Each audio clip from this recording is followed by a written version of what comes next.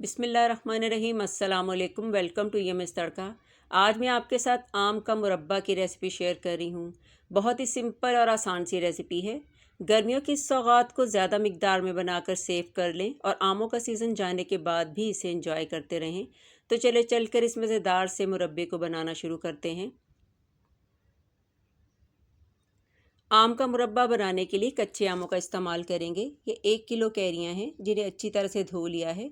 अब हम इन कैरियों का छिलका उतार देंगे, फिर इन्हें पीसीस में कट कर लेंगे। छिलका उतारने के लिए तेज़ नाइफ़ का यूज़ करेंगे।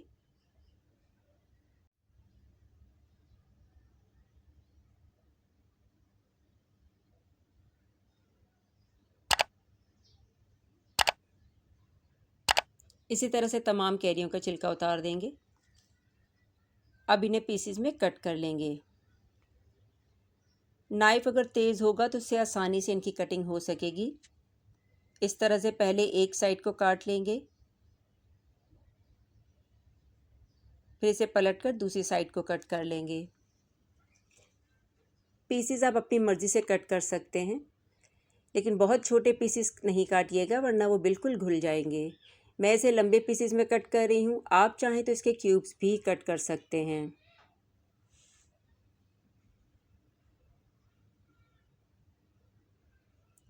इस तरह से अगर कोई पीस लंबा लगे तो इसे 2 हिस्सों में काट लें। अब इसी तरह से हम तमाम कैरियों को काट लेंगे।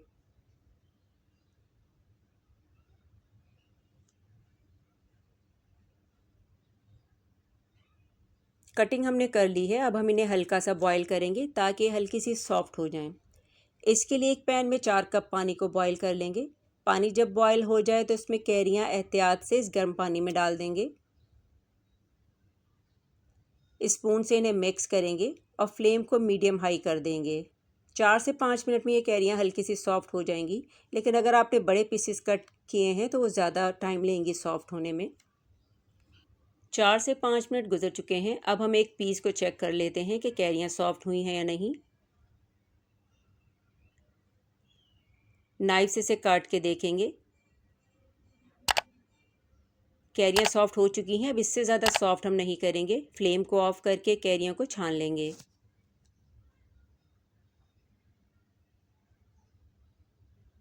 अब दोबारा उसी पैन को वॉश करके इसे चूल्हे पे रखेंगे। कैरियाँ जो हमने छान के रखी थी उसमें डाल देंगे। साथ ही इसमें 500 ग्राम यानी हाफ़ kg चीनी के ऐड करेंगे। चीनी की क्वांटिटी अगर कम रखनी चाहें तो थोड़ी सी कम कर दें। अब 1 अदद लीमू का जूस ऐड कर देंगे।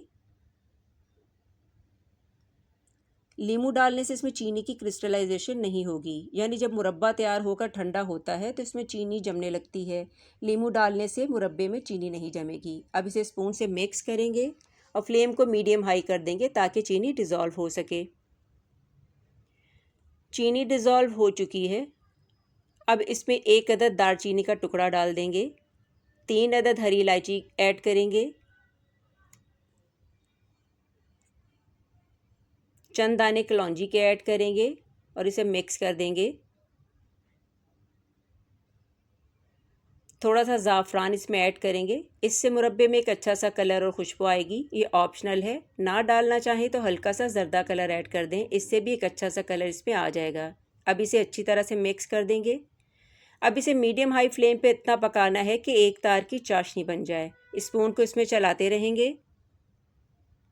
चाशनी गाढ़ी होना शुरू हो गई है। अब इसकी ये झाग थोड़ी सी कम होती है, फिर इसे चेक करते हैं कि चाशनी एक तार की बनी है या नहीं।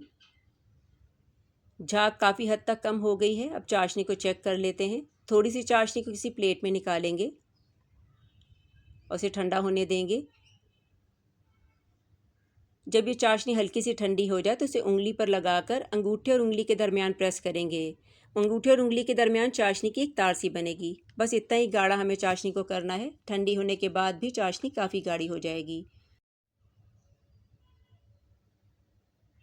अब इसमें कुछ बादाम शामिल करके इसे मिक्स करेंगे और फ्लेम को ऑफ़ कर देंगे और इस मज़ेदार से आम के मुरब्बे को ठंडा कर लेंगे।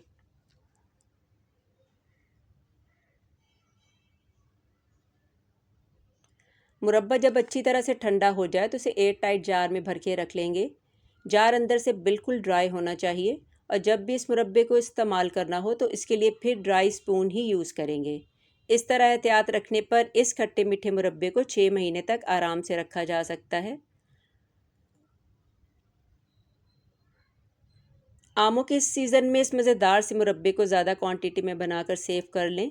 इसे पराठे या रोटी के साथ खाया जा सकता है या फिर इसे ऐसे ही चम्मच के साथ एंजॉय करें। रेसिपी अच्छी लगी है तो इसे लाइक कीजिएगा और अपने फ्रेंड्स और फैमिली में शेयर भी ज़रूर कीजिएगा। चैनल को सब्सक्राइब कीजिएगा और इस मज़ेदार से आम के मुरब्बे को ट्राई करके अपना फीडबैक मुझे ज़रूर दीजिएगा। दुआओं में याद रखिएगा। अल्लाह हाफ़िज़।